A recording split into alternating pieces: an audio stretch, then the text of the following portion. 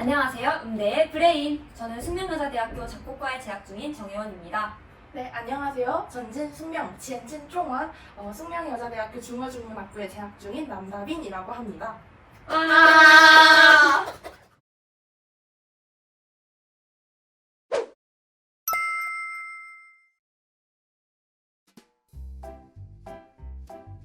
우선 작곡과는 곡을 다채롭게 창조함으로써 21세기의 음악 인재 양성을 목표로 하는 학과라고 할 수 있을 것 같아요. 작곡가는 그렇구나. 우리 중어중문학부는 1972년 설립이 된 전통이 깊은 학부인데 어학 실력을 바탕으로 실무적 역량과 그리고 문화적 통찰력을 갖춘 인재를 양성하는 걸 목표로 하고 있습니다.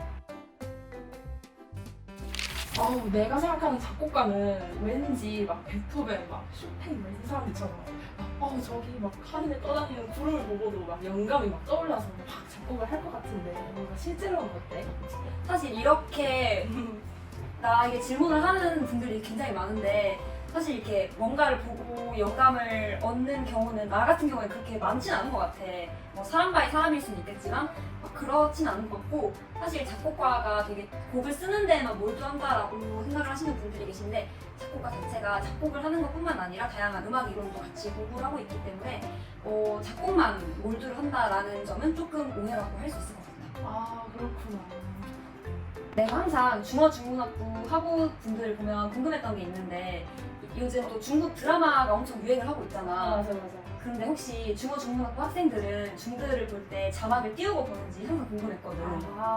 근데 사실 내가 생각하기에는 뭔가 그건 약간 사람 바이 사람이긴 하지만 나 같은 경우에는 자막을 띄워놓고 볼 때도 있고 안 띄워놓고 볼 때도 있는데 뭐 예를 들어서 내가 뭐 정말 급하게 할 일이 있는데 이 마지막 이 에피소드가 너무 궁금하다 이럴 때가 있잖아. 그럴 때는 이제 딱 그 귀에 이어폰만 꽂아놓고 막 할 일 하면서 그냥 듣고 있는 거야. 약간 라디오처럼. 그래서 막 모두가 막 자막을 안 띄우니까 저 사람 딱 이렇게 듣고 저 사람이 저런 말을 하고 있네 라고 생각하지는 않지만 또 그래도 나름 이제 중국어에 좀 관심이 많으신 분들도 있고 또 개인별 수준 차이도 있기 때문에 모두가 그렇진 않고 개인별 필요에 따라서 조금 그렇게 하는 것 같아요. 나 같은 경우는 이제 막 집안일 하면서 그냥 중국 들을 때도 있고 뭐 중국 음악 들을 때도 있고 그런 식으로 조금 중국과 친밀해지려고 그렇게 많이 활용을 하는 것 같아요. 다빈이는 혹시 수험생 시절에 중어중문학부에 대해서 몰랐던 진실을 알게 되었거나 뭐 그런 게 있을까? 내가 좀 새롭게 알게 된 거는 중어중문학부 딱 입학을 했을 때 다들 뭔가 잘해서 중국어를 잘 하셔서 뭔가 유창하게 막 다들 하실 것 같고 뭔가 수업은 다 중국어로 들어야 될 것 같고 그렇잖아. 근데 알고 보니까 수준별 수업도 준비되어 있더라고. 뭐 초급 중국어 회화라든지 이런 식으로 다양하게 준비가 되어 있어서 나름 생각보다 적응해서 잘 준비를 해서 수업을 들을 수 있었던 것 같고 특히 이제 나같이 정식 입학하시면 아무래도 중국어에 대해서 잘 모르실 가능성이 있으니까 나처럼 시간표를 잘 짜셔서 이렇게 수준별 수업을 잘 활용하시는 것도 좋을 것 같아요. 우리 작곡과를 5글자로 표현을 한다면 나는 맞는 음악인이라고 정의를 하고 싶은데 이유는 사실 작곡뿐만 아니라 작곡과가 굉장히 다양한 음악적 지식을 갖추고 있어야 하는 학과이다 보니 이렇게 맞는 음악인이라고 표현을 하고 싶어. 맞는 음악이 뭔가 어울린다. 이제 나는 중어중문학부를 5글자로 표현을 하자면 미래 리더들 이렇게 표현을 하고 싶은데 중국이 되게 강대국이잖아. 인구도 14억이나 되고 또 경제력도 정말 사실 무시할 수 없는 수준이고 또 특히 우리나라랑 인접해 있으니까 아무래도 외교적으로 마주칠 일도 많을 거란 말이지. 그래서 나는 특히 최근 중국이 우리랑 문화적으로 다양한 이슈가 있었잖아. 동북 공정이라든지 아니면 한복과 김치에 대해서 뭔가 다양한 문제들이 있었는데 근데 이런 부분들에 대해서 나는 우리나라 사람들이 조금 감정적으로 대응한다기보다는 조금 더 그들의 생각을 파악을 하고 또 그들의 어떤 입장에 맞춰서 우리가 이걸 이성적으로 조금 대해야 한다고 생각해. 그런 의미에서 나는 정말 중어중문학부 학생들이 중요한 역할을 하고 있다고 생각을 하거든. 그래서 나는 앞으로 우리 미래 사회에 있어서 중어중문 학생들이 미래 리더들이 되지 않을까라는 생각에 미래 리더들이라고 해봤어. 미래 리더들 중어중문학부 너무 멋있는 것 같아. 고마워. 내가 생각하는 중어중문학부의 필수품을 5글자로 표현을 하자면 최애 펜 지참이라고 뭔가 좀 하나를 소개해주고 싶어서 들고 와봤는데 혹시 미피 알아? 미피 알지? 미피 알지? 내가 미피를 정말 좋아해서 미피 펜을 좀 준비해봤는데 이 펜이 10일 전에 산 펜이거든?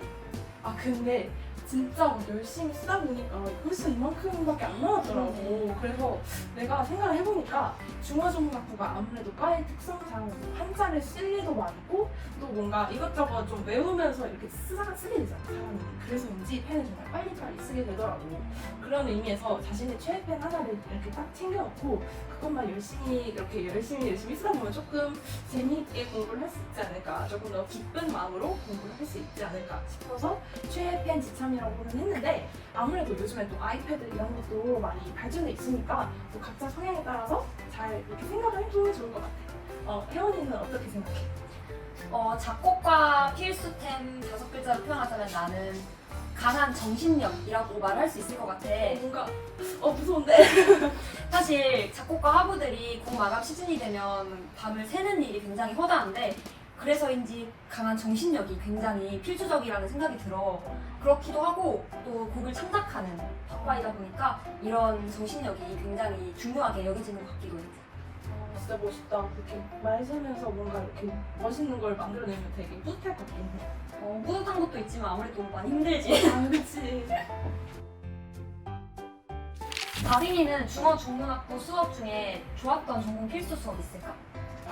우리 학과가 전공 필수 학점이 6학점밖에 안 돼. 그래서 내가 들었던 인상 깊은 수업을 3가지 정도 나열을 해보자면 첫 번째는 초급 중국어야. 이게 내가 처음 들었던 중국어 수업인데 처음에 딱 기초를 잡을 수 있어서 좋았고 특히 나는 아까 말했다시피 정시로 입학을 했기 때문에 독학을 조금 하고 있었거든, 학교 다니면서도. 그래서 그거랑 조금 시너지 효과가 났던 것 같아. 그리고 두 번째는 경극과 공연 예술이야. 이거는 경극이라는 어떤 한 무대 예술에 대해서 다루고 있는 수업인데 개인적으로 정말 경극이 화려하구나. 그래서 그런 걸 보는 약간 재미가 있더라고. 그리고 마지막으로 세 번째 수업은 중국 문화 이해인데 내가 이거를 저번 학기에 들었거든. 근데 중국이라는 국가가 정말 넓잖아.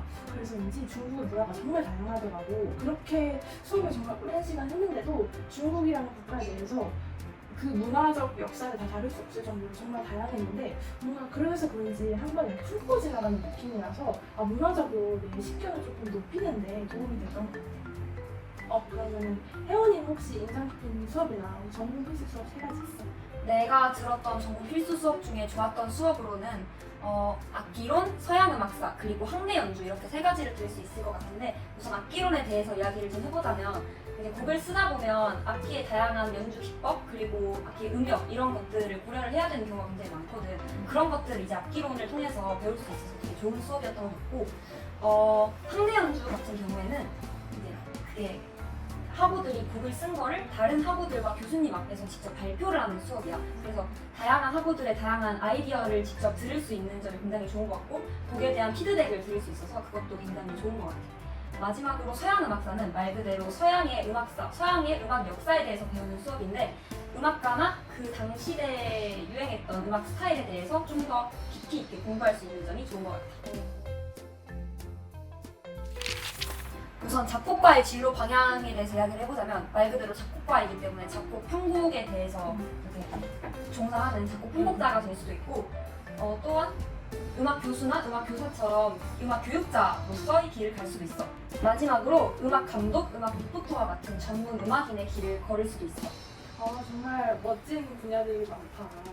우리 중어중문학부는 3가지 진로를 조금 나열을 해보자면 첫 번째는 통번역 쪽으로 이제 가셔서 중국과 한국 간의 어떤 매개체 역할을 해주시는 분들이신데 보통 이런 분들은 회사에 소속돼 있을 수도 있지만 프리랜서로도 많이들 활동하시는 것 같더라고. 그리고 두 번째로는 교직 이수 해서 이제 중등 정교사 2급 자격증을 따서 중학교나 고등학교에서 이제 교사로 활동하시는 분들도 계시고 마지막으로 또 아무래도 어머니다 보니까 조금 발음이 정확하시고 또 요즘 국제화 시대니까 다양한 중국 방송이나 또 인천국제공항 같은 곳에서 아나운서로 일하시는 분들도 좀 계시더라고. 그래서 세 번째로는 방송, 언론, 그리고 미디어 분야에도 진출하시는 분들이 많으십니다. 내가 또 입학 홍보대사니까 우리 중어중문학부에 대해서 좀 열심히 홍보를 해보자면 일단 우리 중어중문학부가 아무래도 한자를 기반으로 하고 있잖아. 그래서인지 우리나라도 한자 문화권이라서 뭔가 중국어를 배우면서 우리나라 말도 조금 다시 한번 생각을 해보게 되더라고. 그래서인지 조금 더 식견이 넓어지고 뭔가 내가 생각하는 사고의 폭이 조금 넓어진 것 같다는 생각을 했어. 그리고 또 우리 중어중문학부의 특징이 학부잖아. 그래서 학과의 규모가 조금 큰 만큼 다양한 기회들이 우리한테 오더라고. 마지막으로 내가 또 영어도 공부해보고 일본어도 공부해보고 중국어도 조금 공부해봐서 언어에 정말 관심이 많았는데 내가 이렇게 다양한 언어를 배우면서 조금 생각을 해보게 된 게 언어는 새로운 문화에 대한 차원이라고 생각을 해. 그래서 내가 하나의 언어를 새로 배우는 만큼 또 하나의 새로운 관점을 갖게 되고 또 하나의 새로운 어떤 자아를 갖게 된다고 생각을 하거든. 그래서 나는 이런 점에서 국제화 시대에 자신의 새로운 언어를 하나 추가하는 것도 뭔가 자신만의 장점이 되지 않을까라고 생각을 해. 혜원이는 한번 해봐. 내가 나보다 잘할 수 있는 점 보겠어. 우리 작곡과 같은 경우에는 일단 곡을 다채롭게 창조를 할 수 있다는 점에서부터 굉장히 큰 매력을 가져가는 것 같아. 그렇기도 하고 작곡과 하면 그냥 취업 문제에서 좀 고민을 많이 하시는 분들이 계신데 우리는 전공 취업 특강을 이렇게 매 분기별로 실시하고 있기 때문에 학생들이 필요한 취업 정보에서 도움을 많이 주고 있어. 또한 매 분기별로 작품 발표회도 개최를 하고 있는데 그래서 학생들이 자신의 작품을 직접 발표할 수 있는 그런 기회도 많이 제공하고 있으니까 음악에 관심이 있다면 작곡과 꼭 강추해.